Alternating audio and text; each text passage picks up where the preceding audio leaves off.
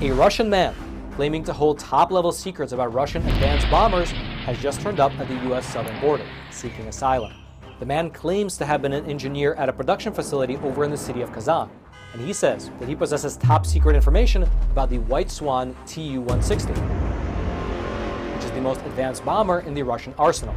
U.S. border officials, they interviewed the man, and they determined that his story was in fact credible and eventually passed him off to the FBI, who are still in the process of interrogating him right now. However, analysts have pointed out that the fact that the story was even leaked to the public is an indication that perhaps the American government is encouraging other Russians who also hold top-level secrets to also escape to America. And if you thought that was interesting, well then you should click on that button below this video and check out Epic TV, one of the best no-censorship video platforms on the internet.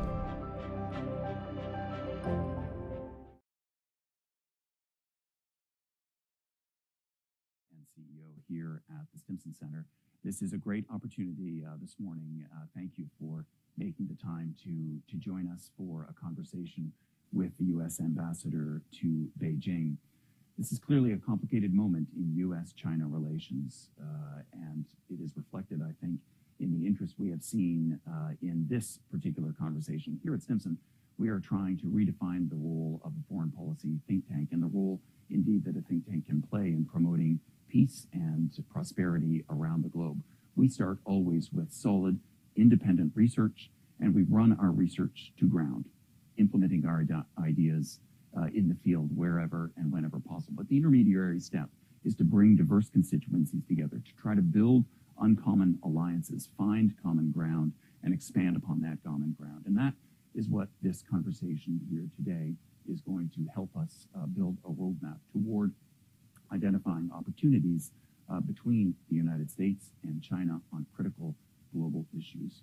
We are joined today by my colleagues who are going to carry this conversation forward. John Bellinger, a board member here at Stimson. Thank you for participating. John is a senior partner at the law firm of Arnold and Porter and in their national security practice. And of course, our very own Yun Sun, who is a senior fellow and director of our China program. I will leave it to them to introduce the ambassador, but thank you again for joining us. John, Yun, please take it away.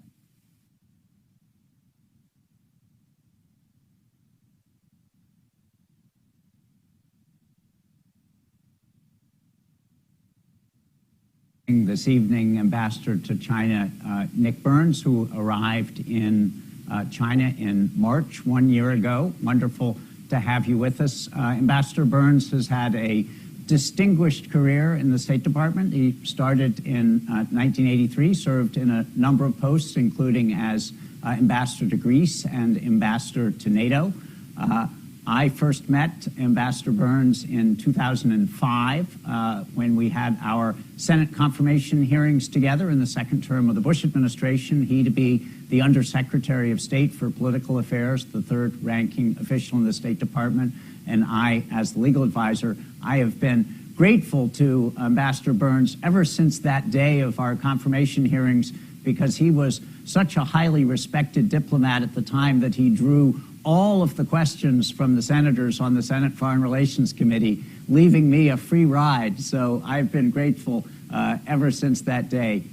We then spent almost every day for the next 3.5 years together, meeting in the morning and in the evening. After he left the department, he has been a professor of diplomacy and international politics at Harvard University before he went to China a year ago. Ambassador Nick, it's great to have you with us this morning, this evening. Welcome. John, thank you very much. Good morning to everybody on the screen, or good evening, depending where you are in the world. I'm delighted to be with you, and I'm looking forward to a good conversation. So you are just a little over 1 year in. It's been a eventful year. I won't tick off all of the ups and downs, but there have been ups and downs. We've had most recently the balloon incidents. We've had tensions over Taiwan. We've had the 20th Party Congress. We had the Biden-Xi summit last November, in which you participated and which I'd like to get to in a bit. But reflect on the last year. What is the state of the relationship? Is it, in the year that you've been there, better, worse, or about the same? And what would you say your own accomplishments have been in the year that you've been there? John, it's a complicated relationship. It's very competitive, and it's one that matters a lot to the United States for obvious reasons. And I think in the past 14 months now that I've been here in China, we've seen a continuation of all that. A difficult relationship where we're trying to stabilize ties between us, deepen the channels between us.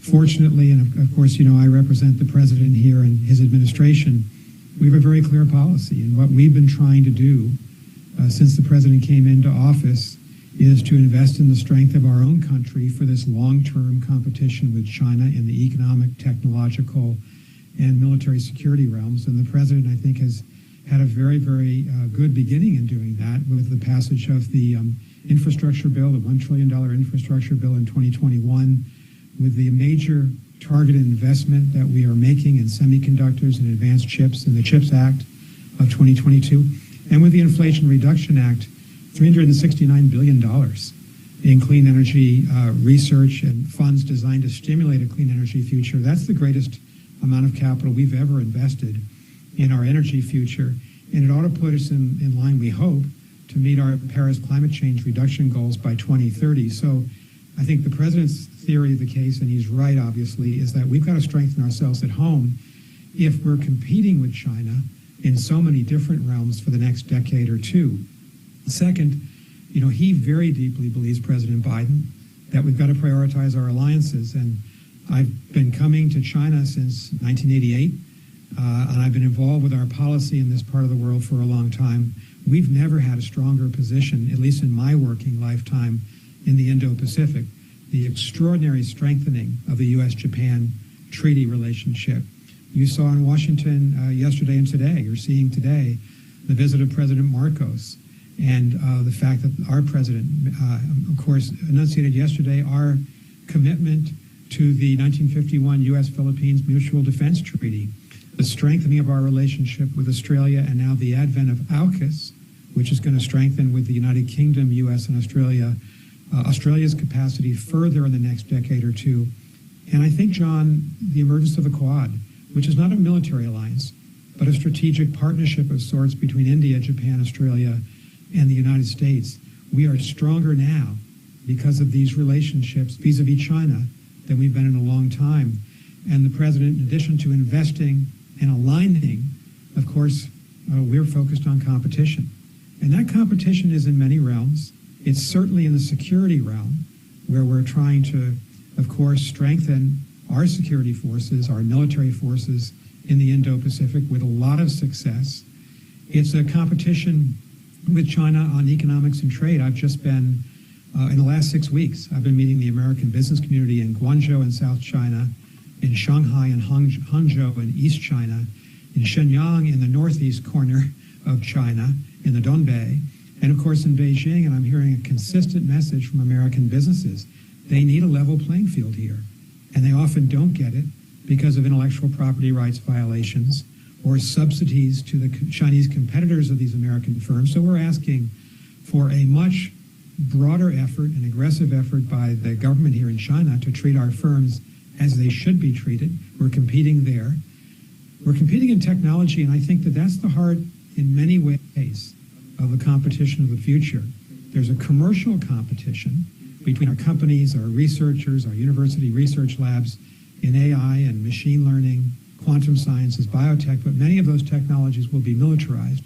So that is a very important competition, and you've seen us take some very strong actions with export controls to make sure that we're not giving, American companies are not selling to China in ways that would be to the advantage of the People's Liberation Army. And finally, and this is really the primary, I think, difference between us, we're competing on values. We believe in religious freedom and human freedom. We believe in our First Amendment and Bill of Rights freedoms for every American. We want that for the rest of the world. And of course, we have a very different, there's a very different philosophy here. And our president has put forth, I think, he's been one of the strongest advocates among modern American presidents for the future of democracy. So if you put all that together, invest, align, and compete, this is a considerable agenda of issues, hundreds of them, separating the United States and China. And I'll just say one more word about our relationship with China, John. In addition to competition, President Biden and President Xi Jinping agreed at the Bali summit November 14th of last year in Indonesia that we ought to also be trying to work together in areas where our interests might align. So certainly that's true of climate change. We're the two largest emitters of carbon, and John Kerry, my friend John Kerry, and Xi Jinping, the Chinese negotiator, I think have a practical, effective working relationship. We'll see what we can do there. We want to work with the Chinese on global public health as we try to anticipate future epidemics and pandemics in the world and be ready next time to face them, hopefully together. We certainly want to work in the area of food security, which has been such a problem globally, especially since the advent of Russia's brutal, illegal invasion of Ukraine and the disruption of Black Sea grain trade to the Horn of Africa, Sub-Saharan Africa, South and Central Asia. And we also want to work on counter-narcotics. And that's, John, I would just say there, we haven't made the type of progress that the United States wants to make. The central problem we have is that there are illicit firms here, not the government of China, but black market firms here that are selling precursor chemicals from China to the drug cartels in Mexico and Central America, producing the fentanyl that is wreaking such havoc in our society. So many people dead in our society. We want to make much greater progress there. So a highly competitive relationship, but also one, the two strongest powers in the world, trying as best as we can to work together on some of these big global challenges. Put it all together, daunting relationship to manage on both sides, but one that my colleagues and I out here in China for the United States government are proud to work on behalf of the American people. Well, thanks, Ambassador. Thanks, Nick. That's a lot to unpack. We're going to try to cover a few of those, and I'm going to turn it over in a minute to my colleague, Yun. Let me ask you just briefly first about literally your role as ambassador. I have personally seen you over the years as an extremely effective ambassador, probably one of the best we've got, perhaps the most experienced diplomat we've had in China. I know you are not one just to read your talking points and listen to the other side and then move on. You try to make some progress. But this is, as you said, a very difficult environment. It's my understanding that you're not getting the high-level access that you would normally have. Of course, that's been complicated by COVID. But how are you able to do your job? Are you able to meet with the people you want? And of course, as I understand it, Xi Jinping is calling all the shots himself, so it's not clear whether the messages that you convey to whoever you convey them to are really getting to the person who needs to hear them. Well, John, I answered the question this way. I think access for all of us in the U.S. government, that includes members of our cabinet, has really ebbed and flowed. Over the last year, there have been periods of time, I'm thinking now of early summer of last year, where we've had a lot of access back and a lot of communication back and forth. And then other periods, say just in the immediate wake of Speaker Pelosi's visit to Taiwan last summer, where the Chinese had shut down channels. They shut down on August 4th, I believe, just following her departure from Taiwan, 8 different channels between us, 3 of our most important military channels, including our military leadership in the Pentagon. And the Chinese wouldn't talk to them and to us. They shut down our counter-narcotics talks. They shut down Secretary Kerry's channel to Xi Jinping for about 2 months. And then, after the 20th Party Congress, I for instance, I had a very good meeting with the then Chinese ambassador to the United States, Chen Gong, here in Beijing. Had another very good meeting just the week after the 20th Party Congress with then Foreign Minister and State Councilor Wang Yi. And of course, the Bali meeting was a very good, I think, productive exchange between President Biden and President Xi Jinping. And we had a pretty good pattern of communication until the balloon incident. And that coincided with a public disagreement between us on the issue of Chinese assistance to Russia for Russia's illegal war in Ukraine. So it's kind of gone back and forth. And I can just tell you, our view is we need better channels between the two governments and deeper channels, and we are ready to talk. And it's particularly important to do that, of course, when you've got big problems and when you have major disagreements in the relationship. We've never been shy of talking And we hope the Chinese will meet us halfway on this.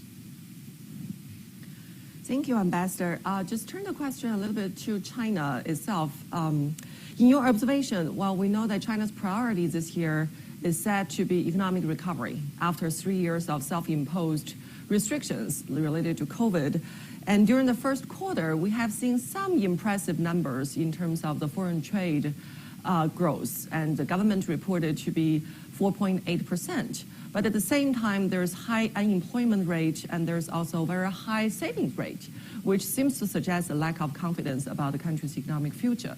So in your observation, what's China's economic outlook for the rest of 2023 and potentially for the next year? Well, Yoon, thank you very much. And we could create an entire course at most universities on that. Very good question. We watch, of course, the Chinese economy very closely here. Because it's the second largest economy by nominal GDP in the world. And as a leading export and leading manufacturing country in the world, it has a decisive impact on global macroeconomic stability. What we hope is that the government here is going to be open to fair trade between the United States and our countries. And the message from the double session, the Liangwei of the National People's Congress in March here in Beijing, especially from the new premier Li Chang, has been that China's open for business, that China wants to attract the investment of private sector firms from all over the world, and that those firms from beyond China will be treated equally in accordance with the law here with state enterprises. If that's the message, I think, from my own discussions with the American business community over the last couple of weeks, I think that's going to be a positive message for many of them. But the other message from the 20th Party Congress was a somewhat different message. It was the emphasis was more on statism, the power of the state, national security perhaps trumping economic growth.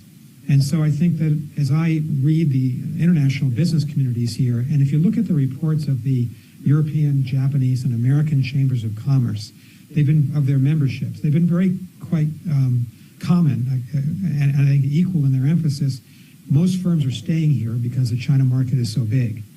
But a lot of firms are delaying major investments until they can see some consistency in messaging and until they see maybe 6-12 months from now that the period of openness is continuing. We have, as you know, a $690 billion two-way trade relationship. China is now the third largest trade partner after our neighbors Canada and Mexico of the United States. And in agriculture, for instance, China's our largest export market. 1/5 of all of our ag exports go to China alone. So this is an important market for American companies. We should get to the question of some of the actions we've taken to curtail trade in some technology areas that we think would have a negative impact on our national security. And I'm glad to get into that if you'd like. Thank you, Ambassador. So before we turn to Russia, Ukraine, and other subjects, let's just go back for a minute to the relationship and the issue of visits. Of course, Secretary Blinken's visit was postponed because of the balloon incident. What is the road back to a visit? Is a secretarial visit planned? What would be the preconditions? Do we think that President Xi will be invited and accept the invitation to come to San Francisco in the fall? What is essentially the road back to high-level meetings?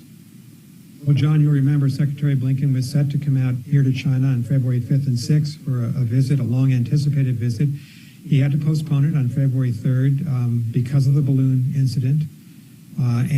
He said, and I've been telling the Chinese he'll come here when conditions are appropriate for his visit. It gets back to the general issue of how two governments communicate. And the instinct that we have, and it's not just an instinct, it's a conviction, is that we need better, more reliable, more consistent channels between our two governments. There's just too much going on in the relationship. There are too many issues where we're highly competitive with each other that we ought to be talking consistently. So we've been saying very consistently since Speaker Pelosi's visit, let's open all those channels. We have not had a productive exchange on the fentanyl issue, and we ought to have it. We are back, however, to contact between Secretary Kerry and and Zhenhua on climate change, which of course is positive. What we really need is a more broad-based engagement at the cabinet level, and the United States is ready for that. So we hope that the government here will be ready as well. And it's hard for me to predict at this point when this kind of re-engagement will reoccur, but we have never supported an icing of this relationship. It's, when the president speaks about this relationship, and he's often asked about it, of course he notes the fact that we've been in a competitive relationship, but he often says, we don't want a conflict with China. We don't want to return to a Cold War with China. And we need greater stability in this relationship. I feel that acutely. We have 46 U.S. government agencies out here in Beijing and in our consulates in Shenyang and Wuhan and Guangzhou and Shanghai. This is one of the largest American diplomatic missions in the world. We're ready to work. We do need to have that a two-way street, and I hope that we'll return to that as soon as possible because we do want stability in the relationship. And just a quick question, and I'll turn it over to Yoon. Are the Chinese really not returning many of our phone calls? I had heard over the balloon incident that literally it was difficult to reach the right people. Well, I think, this has been an issue going back decades in crises, and not just an issue for now, yes, but we did have instances when we wanted to have certain very high-level conversations when it wasn't possible. But I have to say, in recent weeks, in the last month or so, there's been a consistent communication between myself and senior officials in the foreign ministry, my colleagues in the U.S. mission and their counterparts in the foreign ministry here. So I think that's been a good sign that we've been able to pass messages, trade views, talk about difficult issues, sometimes at great length here in Beijing. But you do need a broader relationship than that. And we have a cabinet full of very experienced people who need to have relationships and contacts with their Chinese counterparts. So we have much broader ambitions for this, but it's not as if we don't have any contact whatsoever, and we can reach the government here really within an hour or two, even more quickly than that, when we really need to do it. Great, Ambassador. Turning it to another difficult issue, which is the Russian illegal war in Ukraine. We know that recently the Chinese offer to mediate, or the Chinese President Xi Jinping's phone call with President Zelensky, has been on the top line news for almost everybody. So how do you assess the impact of the Chinese action? And if they do offer to mediate, what would the success look like? What would it constitute of? So in terms of the China's primary goal in making this very interesting offer, is it really aimed at peace, or is it aimed at expanding China's influence and leverage, particularly vis-a-vis Europe? Well, we'll have to see. Of course, we have been suggesting to the Chinese for many, many months that they be in contact at the highest levels with President Zelensky. So the call from President Xi Jinping was a good first step. But I think the answer to your question, Yoon, is we'll have to see what happens from here.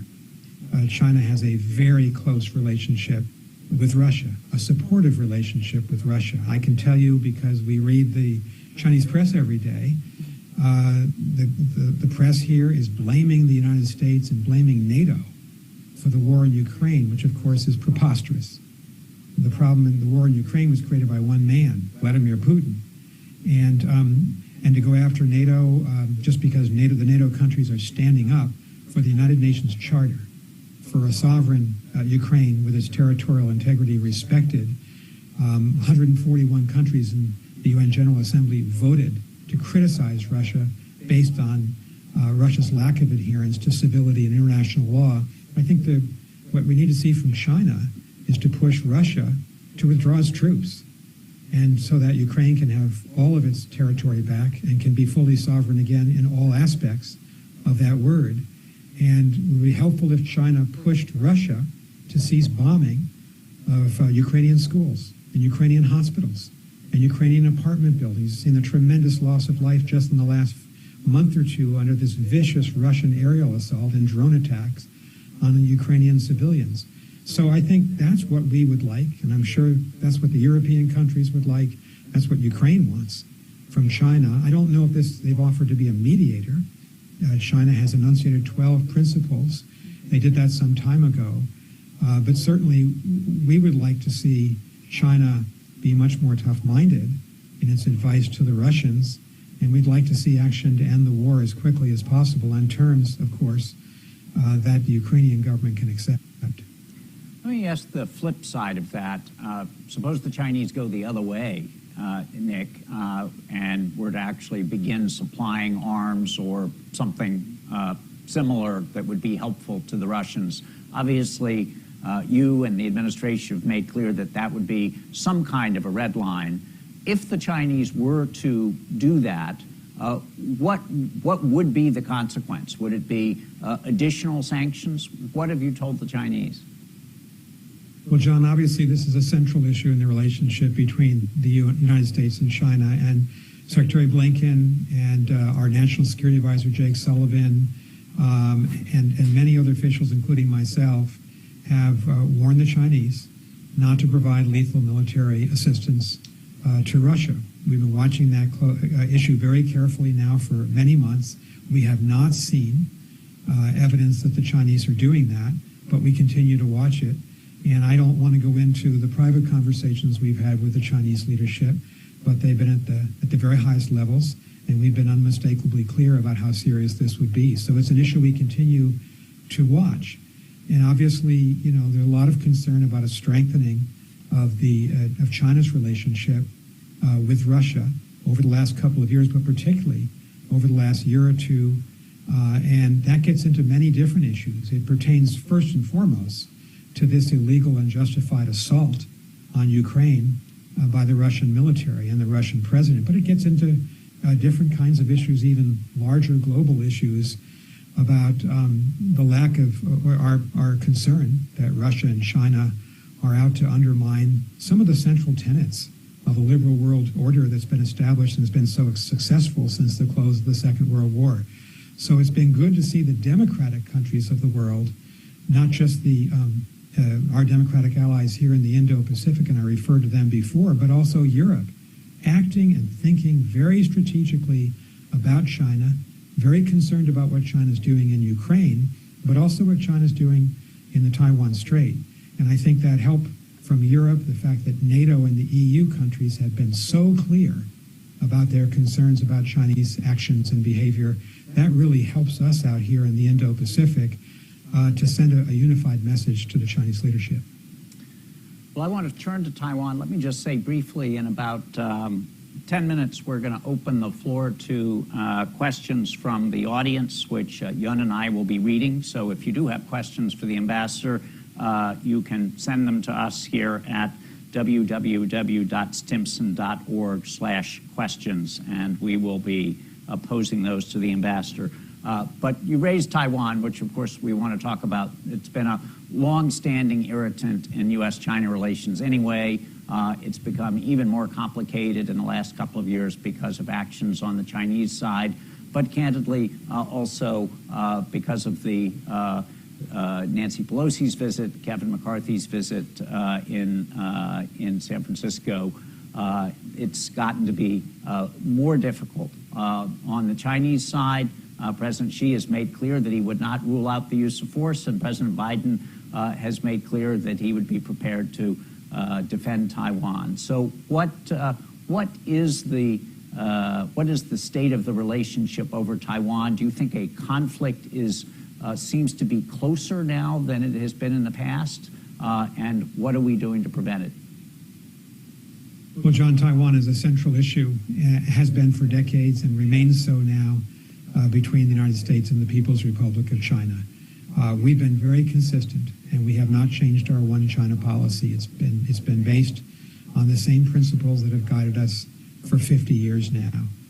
The Taiwan Relations Act, the 3 joint communiques, and the 6 assurances. And at every opportunity, and I have had a multitude of discussions privately with the Chinese leadership on this issue, I enunciate that point.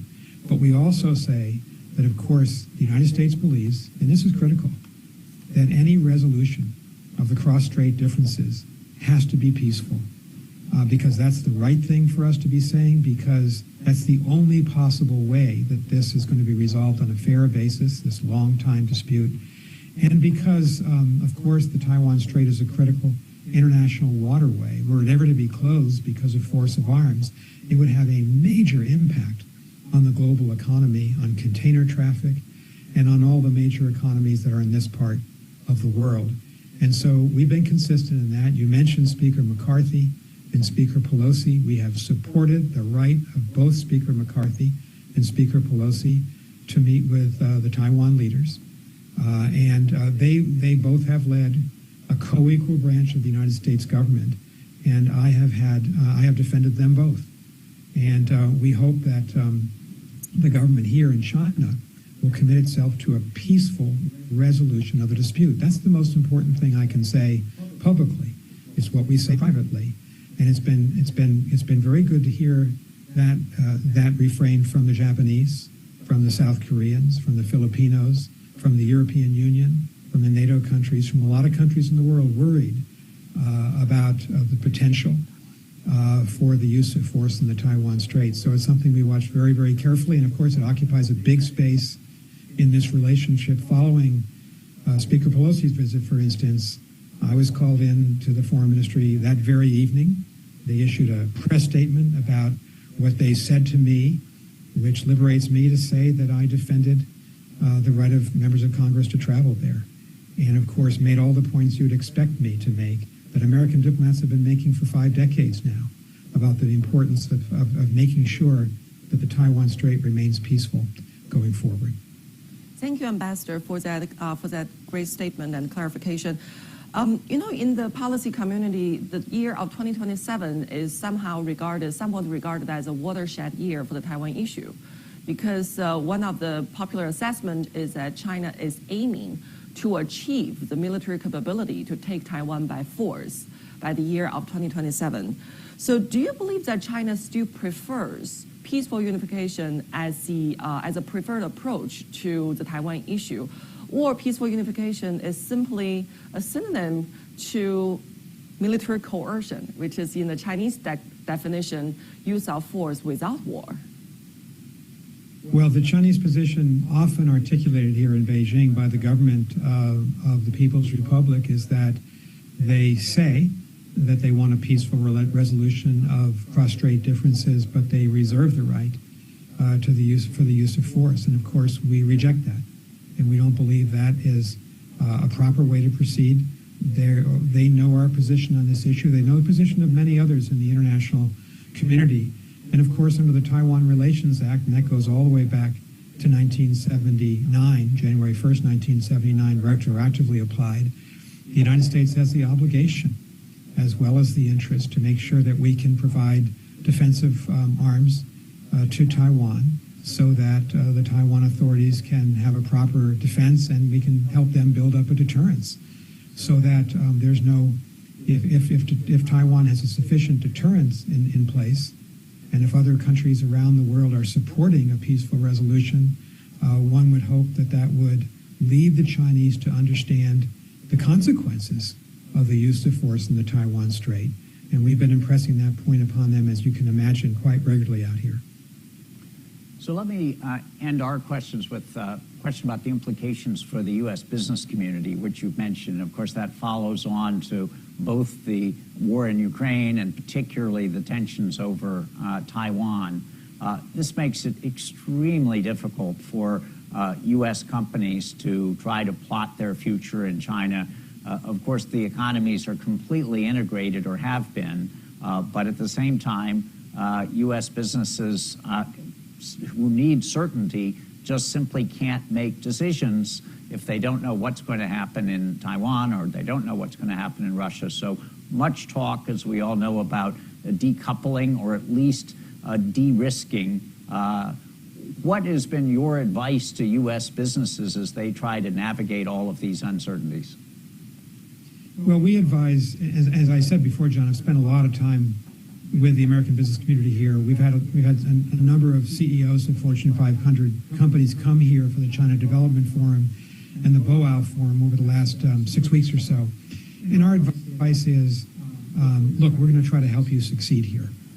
And there are many areas where American companies can trade quite successfully with no impact on American national security. I gave you the example of agriculture, $40.9 billion in sales by American ranchers and farmers in our fishing industry to China last year. That's a record high, and that's an area where our interests of our farmers and ranchers and fishing communities matches up pretty well with China. But we've also said, look, there's the Uyghur Forced Labor Prevention Act passed by very large majorities of Democrats and Republicans in December 2021. That means if you're trying to export, you're an American company trying to export a product from Xinjiang, you've got to meet a very high bar. And that is to prove that there's no slave labor content at all, forced labor, in your supply chain. And it's meant to be a difficult, high bar to pass. And we are watching very carefully, and one of our jobs is to help to enforce that law. So I've been messaging, and very clearly the American business community, don't get close to the line on that particular law. Observe it in every respect. Don't get close to the line in passing it. And of course, I talked about technology. Jake Sullivan, our national security advisor, gave a very important speech last Thursday at the Brookings Institution, which was largely about our industrial policy, the targeted investments we're making to strengthen our domestic economy and infrastructure. But he also talked about China, and he talked about the fact that we ought to be de-risking. He used that word. Secretary Janet Yellen gave a very important speech the week before at Johns Hopkins School of Advanced International Studies just down the road, Massachusetts Avenue in Washington.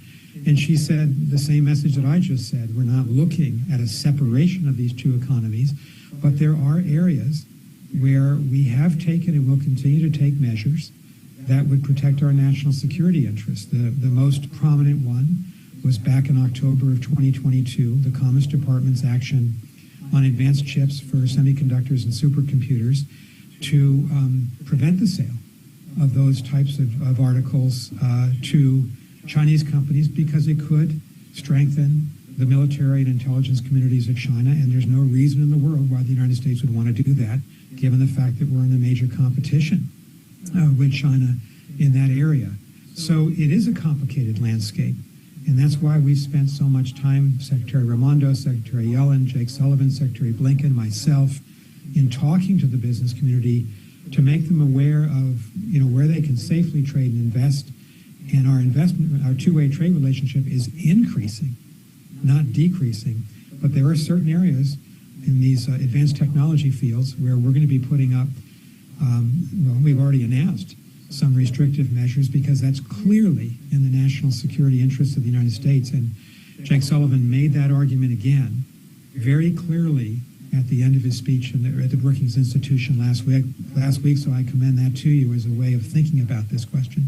So some of those, though, are really certainties or close to certainties right now. I mean, some of those are laws on the books like the Uyghur Forced Labor Protection Act or the new export controls. If they're not on the books now, we know that they're coming. But others, we just don't know what might happen if the Chinese were to provide arms to the Russians, if they were to put a blockade on the straits, if they were to use force against Taiwan. Those are things that we don't know at this point what the Chinese would do, and we don't know what the U.S. government would do in response, and that makes it extremely difficult for U.S. business. U.S. business has various contingency plans, and maybe that's the difference between the decoupling that has to happen right now over certain high-tech items and the de-risking things that might happen. But let me just bore down as last question on the de-risking. What are you telling businesses about what contingencies they may have to take into account if the Chinese were to take the most aggressive actions?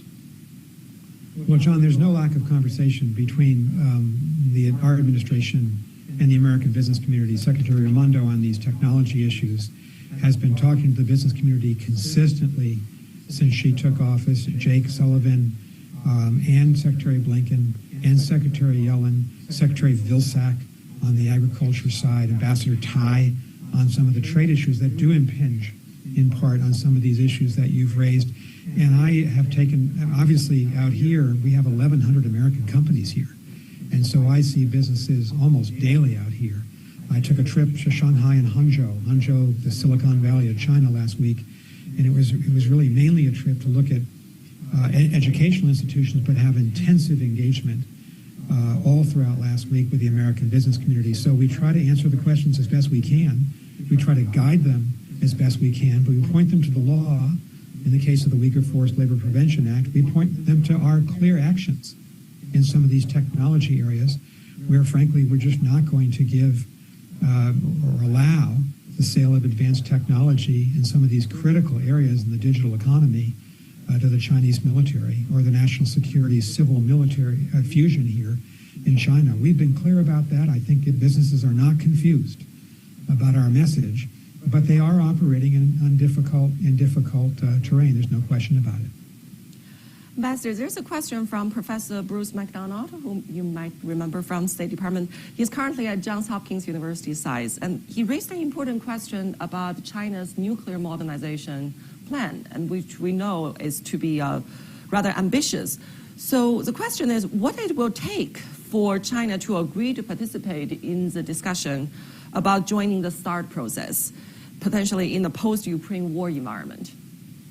Well, that's a very good question to ask, I think, the government of China, of the People's Republic of China. The Pentagon has put out public reports on the dramatic increase in the nuclear weapons forces of China and projections of where they'll be by 2030 and beyond. And the Pentagon's been clear about this, as well as in congressional testimony. And it's an issue, of course, of major importance to every country in the world because of achieving nuclear stability and driving down the probability of any use of nuclear weapons, of course, is of the highest order of importance. So it's an issue we're clearly focused on. But your question, I think, or the question from the professor, I think ought to be directed not at us, but at the government of China. So here's a question from Barbara Slavin, who's joined us here at the Stimson Center, and it's about the Middle East. What's your evaluation of China's new diplomatic role in the Middle East? Can China build on the Iran-Saudi deal to promote non-proliferation, encouraging Iran to roll back its nuclear advances and Saudi Arabia not to try to catch up to Iran? Well, we'll have to see. When the handshake occurred between the national security advisors of Saudi Arabia, the Kingdom, and Iran, you saw the reaction from Washington, from both the White House and the State Department. We said it was a positive development, that we hoped it would drive down the possibility of any further bloodshed in Yemen, that it might help regional stability. But of course, the devil's going to be in the details here. Will the government of Iran meet its commitments? That's always a question. I dealt with Iran, you'll remember, John, back when we both worked for Secretary Condoleezza Rice, and convincing the Iranians to meet their commitments was always a major part of what we were trying to do in those difficult years as we were sanctioning the government of Iran. So I think the jury's out, and whether or not there'll be the type of, roll up your sleeves, very intensive months or years of negotiations as an outsider, China being an outsider in the Middle East, it remains to be seen.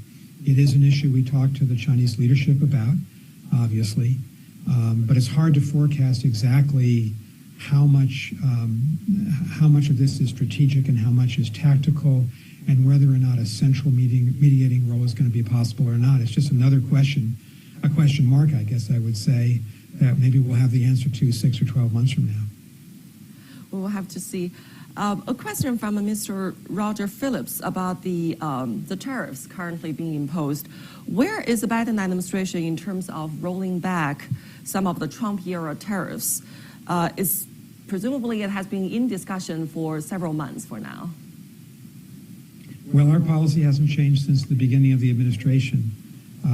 We've looked at the phase one, the trade deal between the Trump administration, President Trump, and the Chinese leadership, and Ambassador Catherine Tai has been leading on this for us, and we've maintained the tariffs in place.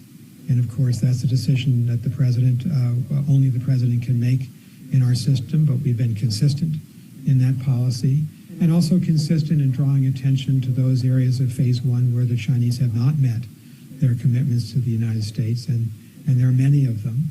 And so Ambassador Tai has given congressional testimony, and she's been very active in that relationship. And we have, I think, a lot of consistency in what we've done in the last 2 years. So here's a question from Subel Ray at Radio Free Asia, asking about the dialogue about the environment. It seems that the only thing that the Chinese have been consistently talking with the U.S. on is the environment. Is that the case? And what do they say on the environment, and how are the talks going? Are they on the same page as the U.S. on climate change? Well, first of all, thank you for the question. I wouldn't say that this is the only issue where we've had a consistent engagement, because, for instance, we've had a consistent engagement on Taiwan, on the Russia, on Chinese assistance to Russia, quite consistent. We haven't resolved the differences between us, but it's been a consistent dialogue. And as I said before, the lines are open from our embassy here in Beijing to the Chinese Foreign Ministry and some of the other ministries in the government here. The issue on the environmental side has really been climate change. And China's the largest carbon emitter in the world. About 30% of global emissions are Chinese. We're second, about 10%. We have about 10% of global emissions. And so we have a self-interest, both governments, to work on this together. And I think we have a responsibility, frankly, to the rest of the world to try to lead in the Paris climate change, the UN-sponsored COP process, Conference of Parties process.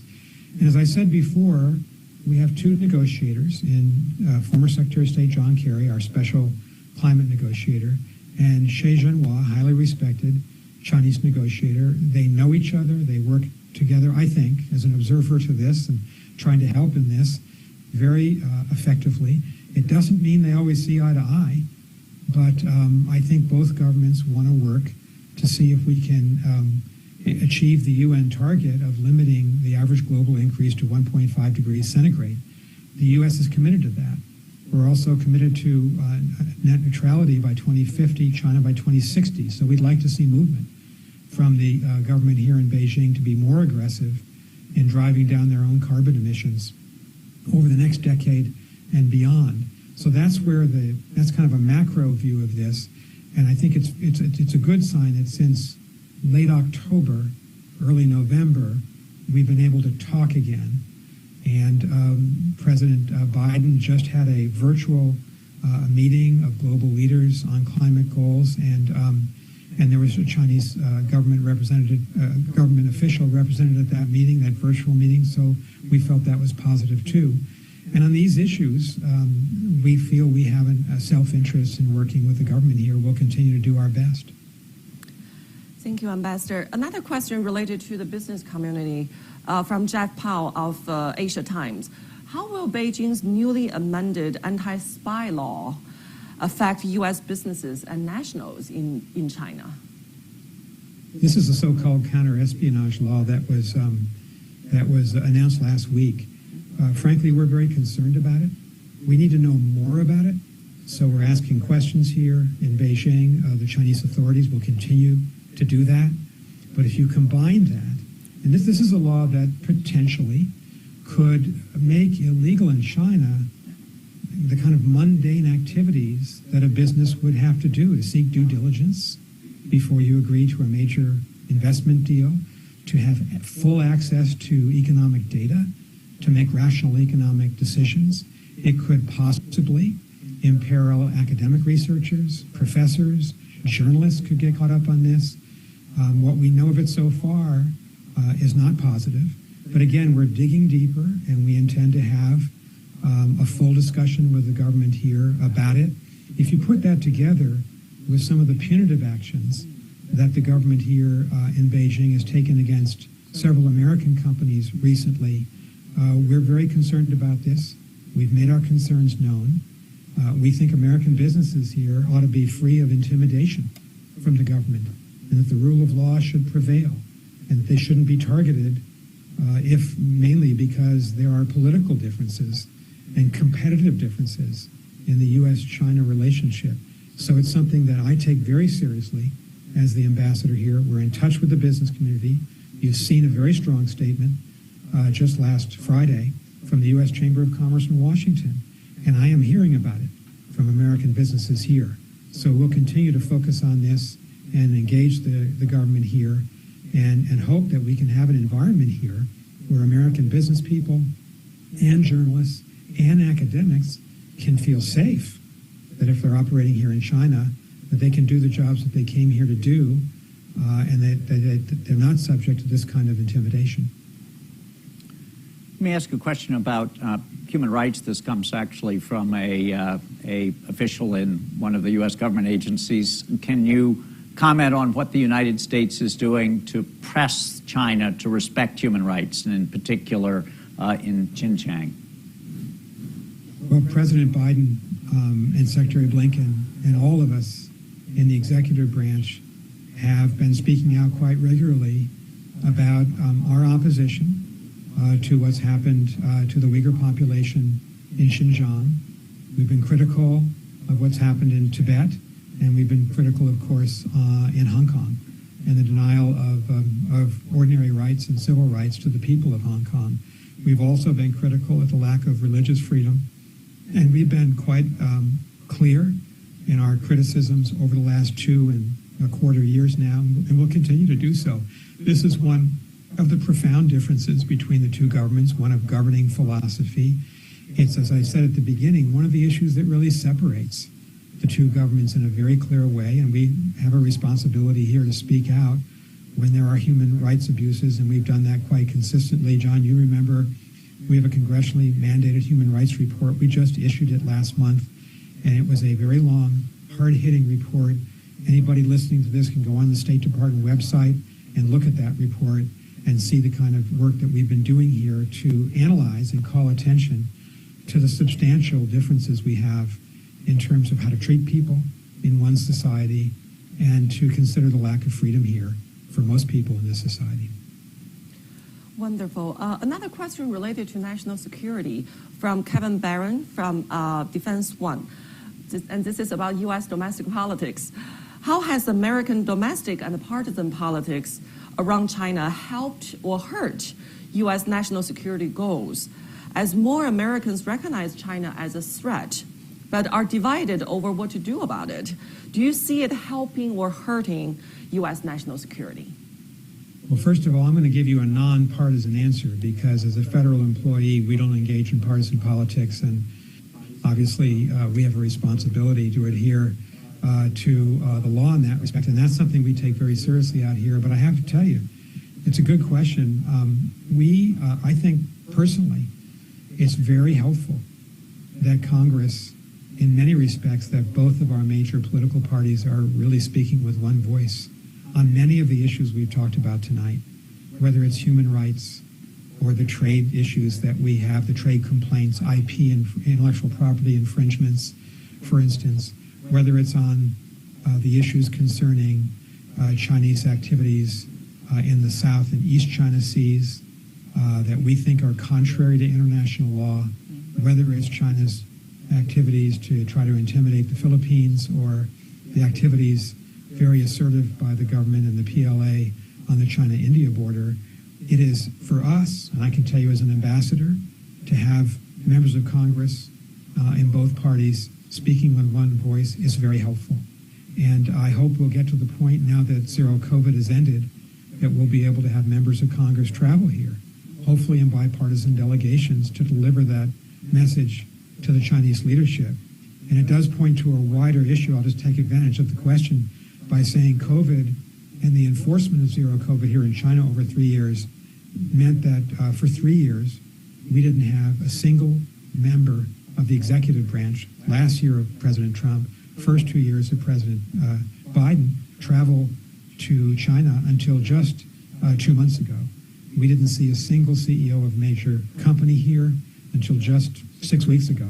And we didn't see and haven't seen members of Congress travel here because of the onerous restrictions under zero COVID and because of the quarantine restrictions. Now that that's ended, we very much hope we'll have more business leaders out here, members of Congress here, and we're beginning to see executive branch travelers here. Why is that important?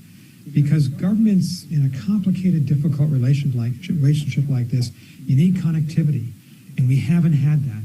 And so we're trying to deepen our channels between the two governments, and that includes the other branches of government, the legislative branch as well as the executive. On the citizen side, and people-to-people diplomacy is really the ballast in any relationship. I'm going to give you a startling data point. and that is there are about 295,000 Chinese students in the United States, and they are welcome in our country. And there are about, we think, 350 American students in China. Think of the difference of emphasis there. Now, why are there only 350 American students when there were many thousands of American students here 10 years ago? Well, COVID. They couldn't get visas to come here. They weren't being given out by the government here in Beijing. Or junior year abroad or summer study programs were shut down because it was impossible to manage during the zero COVID period, 3 years in China. I just visited NYU Shanghai. They have a major new campus in Pudong in the heart of Shanghai last week. I know that they want to have, and they have a full complement of students coming back. I'm going to be visiting Johns Hopkins Center in Nanjing very soon. I was at Tsinghua, one of the great Chinese universities, and met the American Schwartzman scholars there, about 70, 75 young Americans, really impressive. But we need more of this. And we need it between our students, certainly. We need tourist travel, and we certainly need business travel, because that is kind of the foundation, if you will, of any relationship between two countries. So a lot of people have been worrying about decoupling of the economies. We've had a decoupling of our societies over the last 3 years. It's not healthy. It's not smart. And despite the fact that our administration is really focused on the competitive aspects in large measure in our relationship, we do want to see students travel back and forth. We ought to want to see young Americans learning Mandarin, learning the culture and history of this country, so that if they go into business or government, they can understand in a sophisticated way the other power in the world in the 2030s, in the 2040s. It's in the American national interest that this happen. And so we're making a major effort to try to open up these channels, business, tourism, and students between the two countries. And it's going to take a while, but it's certainly in the national interest of our country to do that. Education has certainly been one of our great American exports. Let me leave you with this question, Nick. You've been there for about a year. I hope you'll be there for about another 2 more years, or as long as you're willing to stay. You must already be thinking how you would define success personally. At the end of your stay, what do you hope that you will have accomplished in being the principal American diplomat in the relationship with China? John, I have only one personal goal, and my wife Libby and I were just talking about it over dinner tonight before we came onto this. I came onto this platform, and that is, we want to learn Mandarin. We're struggling, first-year students of Mandarin, and it is so helpful just to have a few phrases when you travel to a place like Hangzhou or Guangzhou or Shenyang. So that's our personal goal. But seriously, you know, an ambassador ought not to have personal goals. Ambassador, I'm the personal representative of President Biden. I represent him. I represent his government, his cabinet, and in a very important way, try to represent the interests of Congress and the American people. So I try to represent the president's goals here. And the president's goals are that we have a competitive relationship. We need to succeed in that. We need to build our alliance structure, and we need to invest in our own country. And that's been the president's, primary focus, to make the necessary capital investments in people, investments in critical industries, so that we can be strong in this relationship, not just this year and next year, but 10 and 20 years from now. And so if we can do that, and if we can serve the president and our government out here in China, being on point for them, and trying to manage this very difficult relationship in a way that brings a greater measure of stability and connectivity, if we can drive down the probability of, or the possibility of, conflict between us, but put America's best foot forward and compete, because we have to compete to retain our position in the Indo-Pacific and globally, then that will be success. And, as you know, John and Yoon, we will hand the baton at some point off to the next group. I certainly will, to the next ambassador, and we hope to leave the American position out here stronger. And that takes a lot of conviction. It's standing up for American interests. It's competing in all these different realms with the government out here. That's going to be success for me. And if we end up in a relationship that is peaceful, where the United States and China manage their differences and compete, but have a peaceful relationship, I think that's success that every American can agree upon. Well, thank you for that. Thank you for your service. And let me thank Libby, who I hope is watching this for her service as well, because all of us know that for ambassadors who go out with a partner, that it is a mission of two people and often the entire family. So thank you to Libby. Nick, Ambassador, thank you for being with us today at Stimson, and thank you for your service. John Yun, thanks so much. And thank you to Stimson for organizing this, and looking forward to future conferences just like this. Thanks so much, and all best. Good night.